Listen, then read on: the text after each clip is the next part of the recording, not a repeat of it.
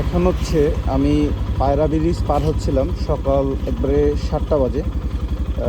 এখানে আসছি আরও 10 মিনিট আগে, এখানে দাঁড়িয়েছিলাম। এখন হচ্ছে ব্রিজ পার হয়ে যাচ্ছি। এক কাকাকে দেখতেছি ব্রিজের উপরে হাঁটতেছে, ওনাকে জিজ্ঞেস করবো আসলে উনি কোথায় যাবে, ওনাকে আমার সাথে নিয়ে যাব।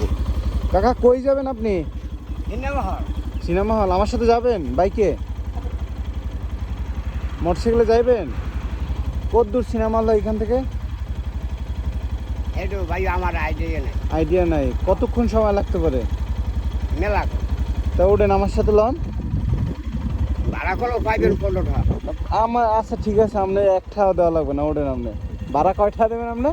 15। আচ্ছা ঠিক আছে, আপনি ভাড়া লাগবে না, আপনি ওঠেন। এটা কি আপনি ভিডিও করতে হবে? না না আপনি আচ্ছা ঠিক আছে ওঠেন, সমস্যা নেই।